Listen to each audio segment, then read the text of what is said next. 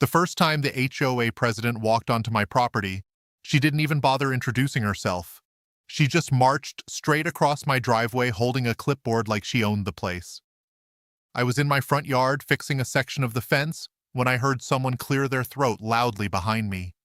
I turned around and saw a middle-aged woman wearing oversized sunglasses, a bright red blazer, and the kind of expression that said she had spent her entire life telling people what to do. "Excuse me," she said sharply. "You need to stop what you're doing." I blinked. "Sorry?" She pointed her pen toward my fence. "That fence violates HOA guidelines." I looked at the fence, then I looked back at her. "Which HOA?" She stared at me like I had just asked the dumbest question on earth. "The HOA for this entire community." I shook my head. "I'm not part of your HOA." That's when the real argument started. The woman introduced herself as Karen Whitmore, president of the Lakeview Estates HOA.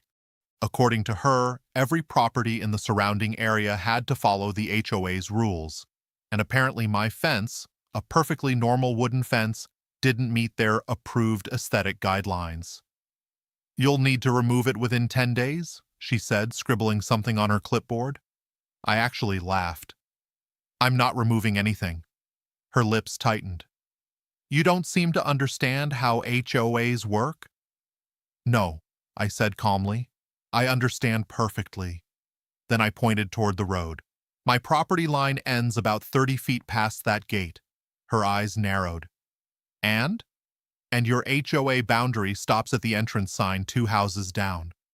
For a moment, she looked unsure, but then her confidence returned. "That's incorrect." "No," I said. "It's not." Karen crossed her arms. "Every property in this neighborhood must comply with HOA rules." "Again," I replied, "I'm not in your HOA." That's when she said the sentence that made the whole situation ridiculous. "Well, if you refuse to cooperate, we'll call the police." I shrugged. "Go ahead." She clearly expected that threat to scare me. It didn't. Instead, she pulled out her phone right there in my driveway. "Yes," she said loudly into the receiver. "I'd like to report someone refusing to comply with HOA enforcement." I leaned against my truck and waited, because something told me this was going to be entertaining. About 15 minutes later, a police cruiser pulled up. 2 officers stepped out and walked toward us. Karen immediately rushed over to them. "Officer, thank goodness you're here." One of the officers nodded politely. "What seems to be the problem?" She pointed directly at me. "This man refuses to follow HOA rules." The officer looked at me, then back at her. "And that's a police matter?" "He's violating neighborhood regulations." The officer sighed slightly. "Ma'am, HOA disputes are usually civil matters." But Karen wasn't giving up. "He built an illegal fence." The officer finally turned to me. "Sir, is this your property?" I smiled. "Yes." Then I said something that made Karen roll her eyes. "And I'm not in their HOA." The officer nodded. "Do you have documentation showing your property boundaries?" I walked back to my truck and grabbed a folder from the glove compartment. Inside were property surveys and land records. I handed them over. The officer looked through the papers carefully. Then he called his partner over. They studied the documents for about a minute, and that's when their expressions changed. The second officer looked up at me. "Sir, is this correct?" "Yes." He flipped through another page. "And this includes the entire Lakeview Estates development?" "Correct." Karen laughed nervously. "What are they talking about?" The officer slowly turned toward her. "Ma'am." Then he said the sentence that changed the entire situation. "According to county records, this man owns the land your entire HOA is built on." Karen's smile disappeared instantly. "What?" The officer held up the property survey. "The neighborhood sits on land that was leased to the developer 20 years ago." Her face went pale. "And the original landowner," he pointed directly at me, "is standing right here." Suddenly, the entire argument looked very different, because Karen had just called the police on the man who technically owned the land beneath her neighborhood, and the story was only just getting started. For a few seconds after the officer said it, nobody moved. Karen just stood there staring at the papers like they were written in another language. "That's impossible," she said finally. The officer calmly flipped the property survey around so she could see it. "Ma'am, according to county records, this parcel includes the entire Lakeview Estates development." Karen shook her head. "That neighborhood has its own HOA. The developer sold all those homes." "Yes," the officer replied, "but the land itself appears to still be owned by him." He nodded toward me. Karen slowly turned in my direction. "You're joking." I shrugged. "Nope." 20 years earlier, my father had owned several hundred acres of farmland outside the city. When a developer approached him about building a neighborhood there, they struck a deal. The developer bought the houses, but my father kept ownership of the land underneath them. Technically, every home in Lakeview Estates sat on long-term ground leases. Most homeowners didn't even think about it. They paid their lease through the developer's management company and went on with their lives. But legally speaking, the land still belonged to our family. And after my father passed away 5 years ago, that ownership transferred to me. Karen looked like she had just swallowed a lemon. "You're telling me you own the ground under the entire neighborhood?" "That's correct." Her voice rose. "That doesn't give you the right to ignore HOA rules." The officer cleared his throat. "Ma'am, HOA rules only apply to properties that are members of the association." She pointed at my house. "It's right next to the neighborhood." "Yes," I said calmly, "but it's not inside it." The officer handed my documents back. "From what we can see here, his property is completely separate from your HOA jurisdiction." Karen looked like she was about to explode. "This can't be right."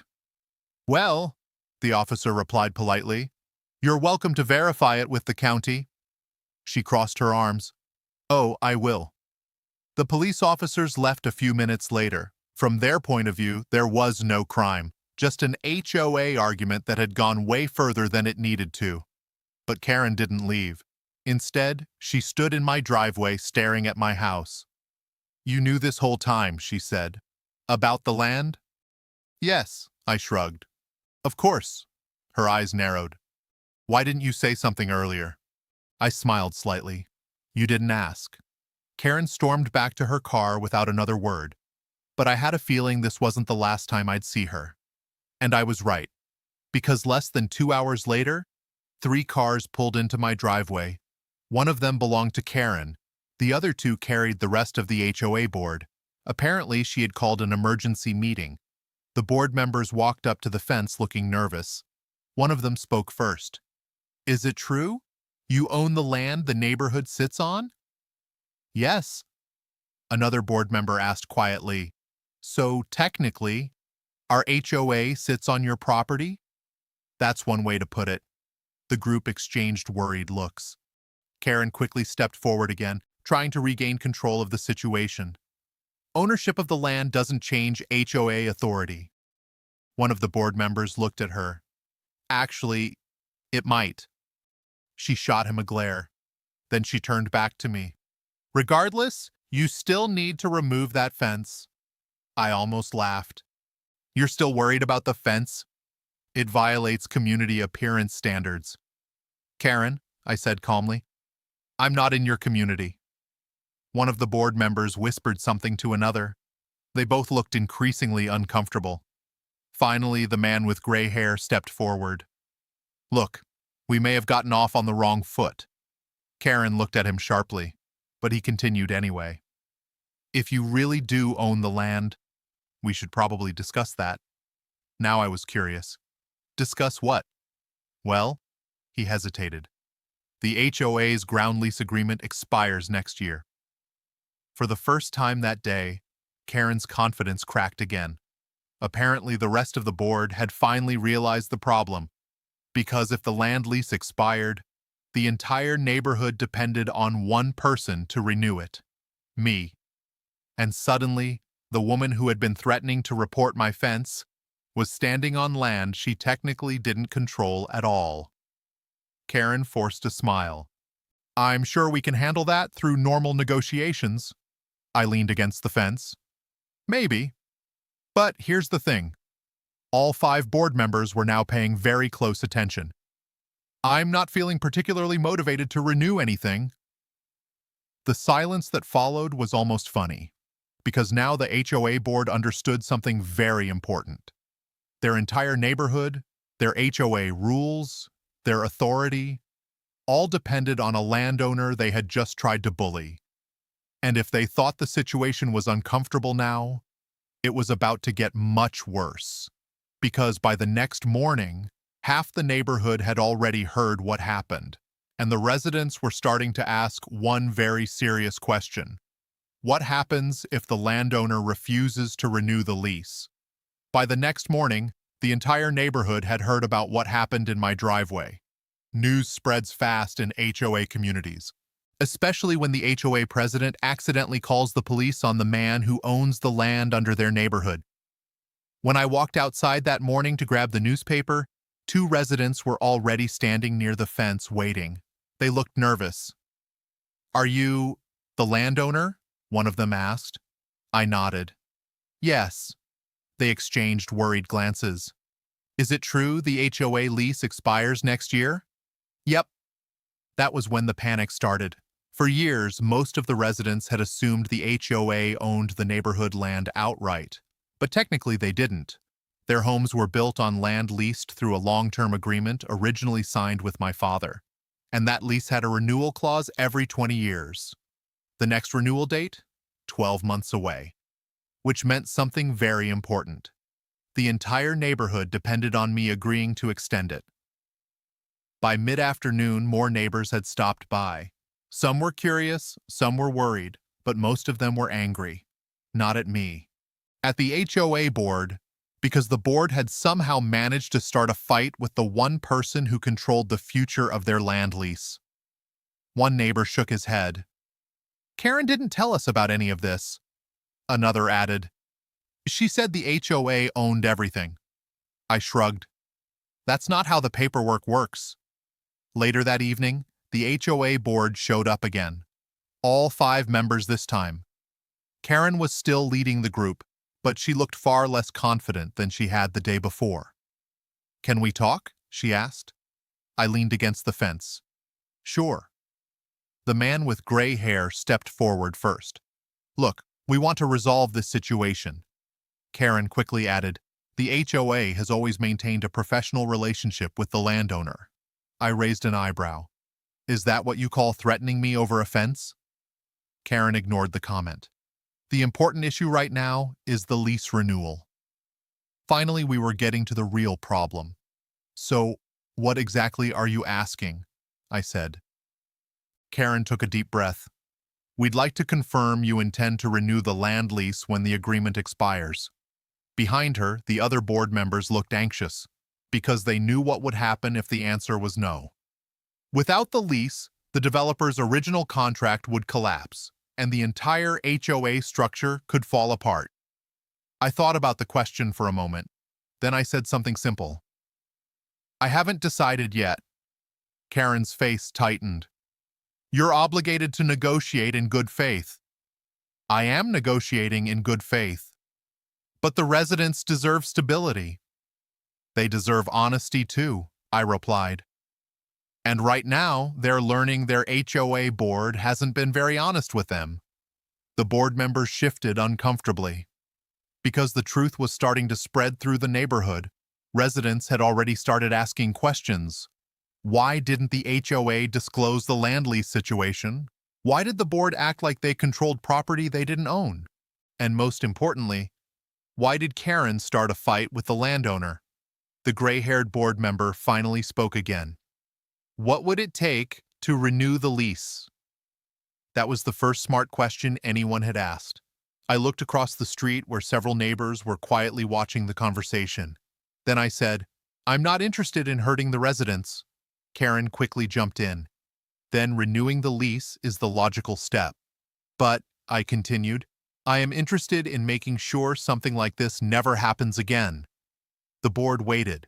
What do you mean? I pointed toward the HOA clubhouse down the road. Your association has been acting like it controls land outside its authority. Karen started to protest, but the gray-haired man raised a hand to stop her. So, what are you proposing? 3 things, I said. First, the HOA updates its bylaws to clearly state that my property is not under its jurisdiction. He nodded slowly. That's reasonable. Second, the board publicly acknowledges the land lease agreement to all residents. Karen looked furious, but the other members were already agreeing. And third? I smiled slightly. Karen resigns as HOA president. The silence that followed was almost impressive. Karen's face turned bright red. You can't demand that. I'm not demanding anything, I said calmly. I'm deciding whether I renew the lease. The board members looked at each other nervously, because they understood the situation perfectly. If Karen stayed president, the lease might not be renewed. And if the lease wasn't renewed, the entire HOA system could collapse. Finally, the gray-haired board member spoke quietly. Karen, maybe we should discuss this privately.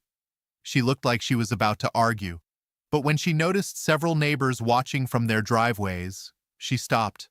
Without another word, the board walked back to their cars. 2 days later, the HOA announced an emergency meeting. Nearly the entire neighborhood showed up. The board explained the land lease situation. They explained the renewal negotiation. And then Karen stood up in front of everyone. Her voice was stiff. For the good of the community, I'm stepping down as HOA president. The room erupted in whispers. A new president was elected that same night. A much calmer guy named David, who immediately introduced himself to me the next morning. I think we can work together, he said. I think so too. 3 months later, the lease renewal agreement was signed. The neighborhood kept their land. The HOA updated its rules. And for the first time in years, things actually became peaceful. Every now and then, I still see neighbors walking their dogs past my fence. Some of them wave. A few still laugh about the day the HOA called the police, because they all remember the moment the officers looked at the paperwork and said, according to county records, this man owns the land your entire HOA sits on. And honestly, that's a mistake Karen probably wishes she could take back.